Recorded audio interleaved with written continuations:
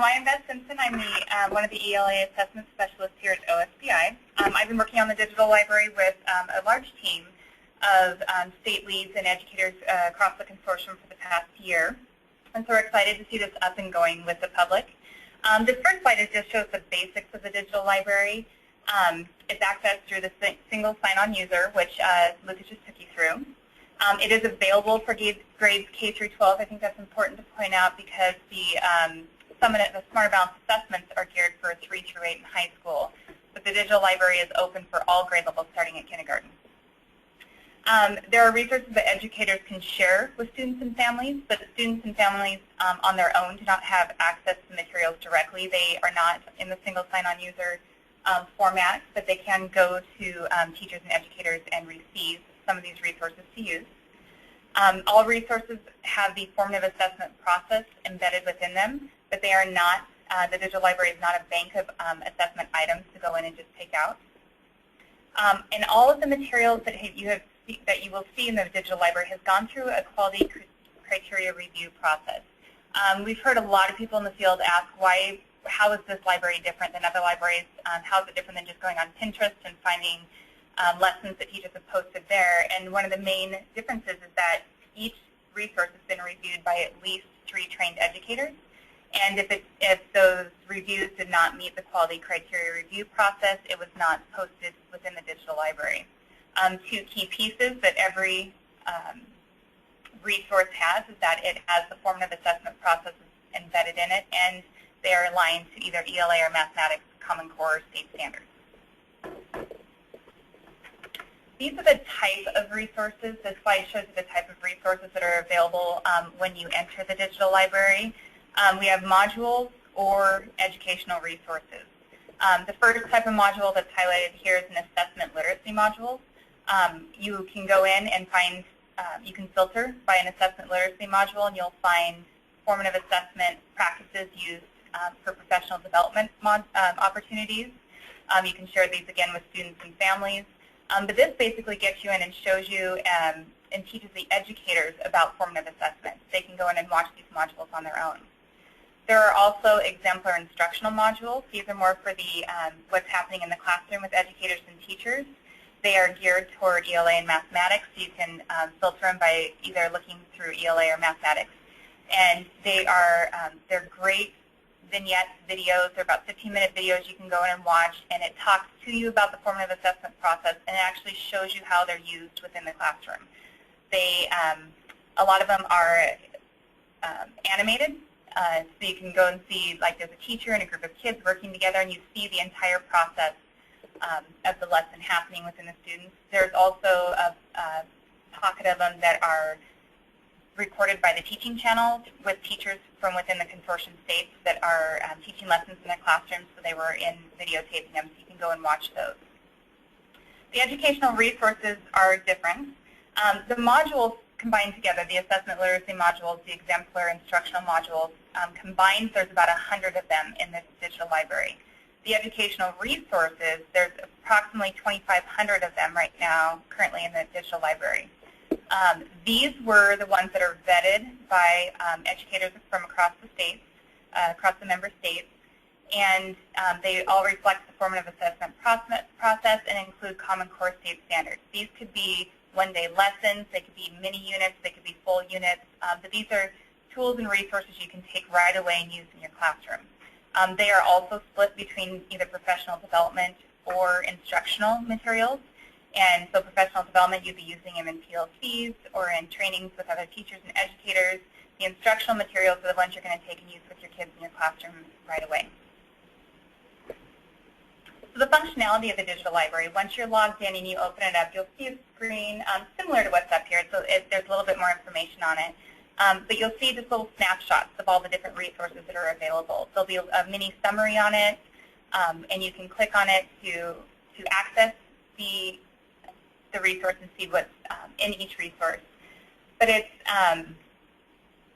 you can get in and you can view them, you can download them, you can rate them, you can use them for a lot of different ways. You can they're tagged, and so you can go in and look for specific Common Core state standards that you're maybe using in your classroom at the time. And there's a collaboration tool, so you can collaborate with teachers from across the course consortium states. You might be working with teachers within your own state or South Dakota or any of the other states that have been pooling into the resources. And facilitates access to resources that are stored in participating libraries. So you can go in here. I know I've been in here with teachers and they're like, oh, there's something in here from the Chiefs of Corps. I've seen that. I've used that before. There will be some resources in here you're already using, you've already seen, and there's also brand new ones that teachers created in their classroom that haven't been shared anywhere else that you would have access to here. They come in a lot of different formats. There can be videos, there's podcasts, there are downloadable lesson plans, lesson units. There's just a variety of types of resources within here. Just this weekend I went in and listened to a podcast from Margaret Heritage. They did an interview with her, and she's one of the lead experts on formative assessment, so it was about a 20-minute interview with her, and I thought what a great resource to use in a professional development setting. We've had principals contact us and say they've been in here finding professional development resources to use with their staff. We have teachers on a daily basis emailing or calling and saying, hey, I'm looking for resources to use with argumentative writing. Can you point me to some? And we've been able to go in the digital library and find all of those pieces that these people have been looking for. When you go into the library, there's the filtering is at the top. You'll see, as opposed to along with all of a snapshot of all the resources that are available, you can filter by type. And I've highlighted on this screen the resource type and the module type. That's what I discussed on the first screen we came across. The resource type will be for classroom use, right away for classroom use, with either educators or with students. The module type are the teaching channel videos and vignettes that you can go in and watch. And so you can filter by those two types. There are also other types on here too. You can filter by subject. All of the math practices and content areas are listed in here. All the ELA, different aspects of the ELA areas are listed in there. You can filter by grade. You can filter by media type. And one of my favorites is you can filter by Common Core state standards. So if I'm teaching a certain standard in my class that week and I'm looking for more resources to use, I can go right in here and filter for that standard. The resource types, again, you'll find you can do them by instructional, professional, or a combination of both. And the module types, you'll see the assessment literacy modules. You'll see ELA exemplar instructional, math exemplar instructional. There will also be score report modules in here, which will show you how to read through the score reports that are going out to students and parents and teachers. Currently, when you go into the digital library, the resource materials are available. The modules are still in development. They are being developed by independent contractors as opposed to the resources are developed by teachers.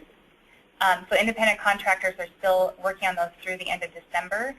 There are a few ELA exemplar modules in there, I think about 8, that are available to go in and watch and use right now. Math, as of last week, didn't have any yet, but there were some very close to being posted.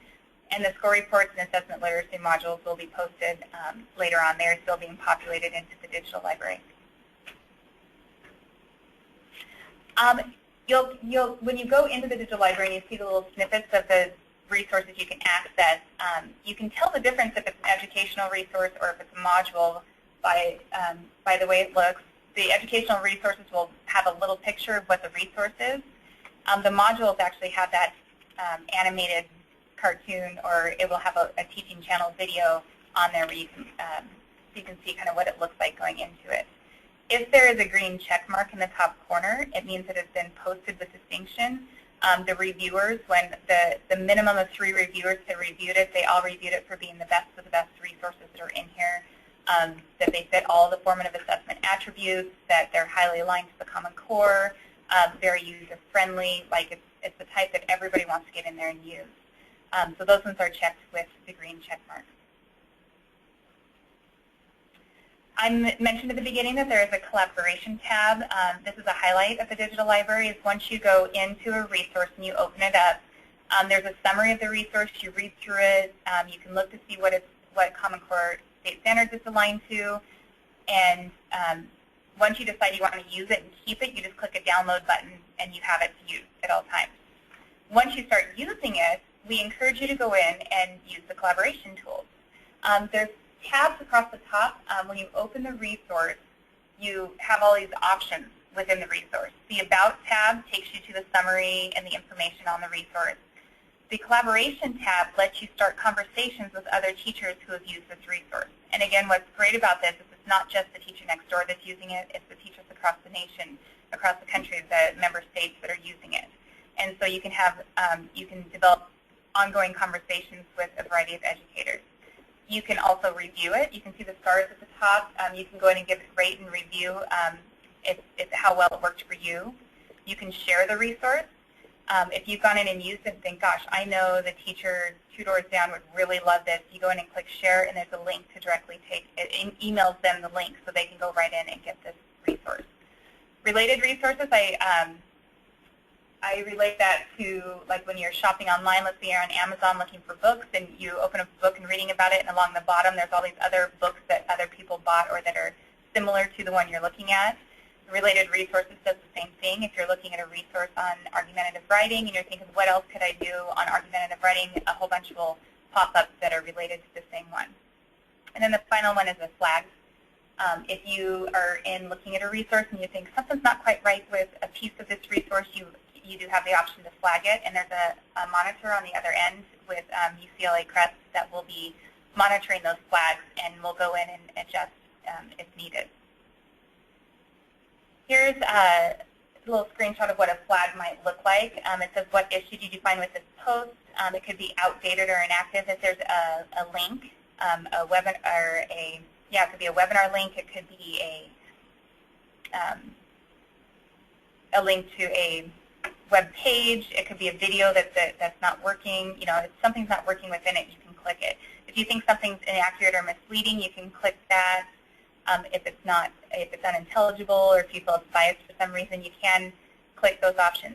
Once you click the option, a comment box does pop up, and you're required to leave a comment for why you have flagged it. And then a monitor on the other side will address the flagged issue.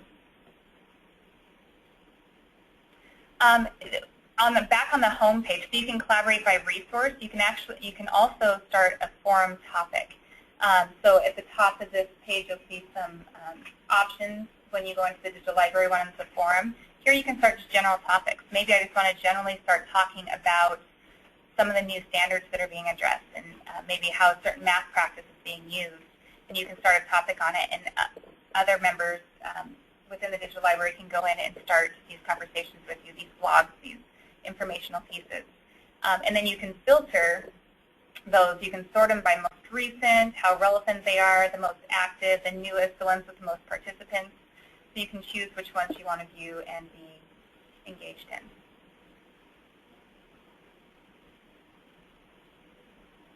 You can also do the same thing. It's similar within each resource also for sorting by most recent activity, most posts, however you want to look at the collaboration tabs and topics that are happening between the users using the digital library. There are a lot of definitions of formative assessment out there. This is the one that the National Advisory Panel, who put together the quality criteria review that went into reviewing each of these resources.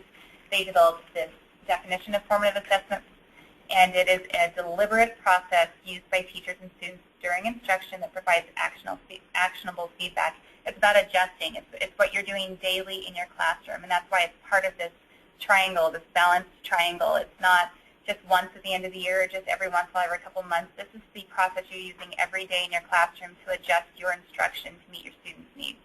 And so each of these resources have this process embedded in them. It's not just giving a worksheet to a student or giving a book to a student to read. It's how you're interacting with the student. It's the relationship between student and teacher that's ongoing daily in every classroom. These are the different areas that were looked for when the quality review came through. If you're using formative assessment, you're following these, we kind of call it the clover. But you always start with clarifying intended learning with the student. Or if you're using it in professional development, you're doing it with educators. But you want to let them know up front what's the purpose of this, what are we getting into, what are we learning about now. And then as you deliver that to the students, you want to go and elicit evidence. You want to find out, are they getting it? Are they, let them try it out. And then when you collect it, you interpret it. How are they doing? Are they getting it? Do they need more instruction? And if they're getting it, you can move on. If they're not, then you stop and you have to figure out a plan. You need to act on that evidence you've pulled from the students. And what's your next step? And so you go back, and it's a continual cycle. You might have to re-clarify or start with a new approach, but it's this ongoing process that's happening. And each tool you use in your classroom, you should be thinking about this process within it.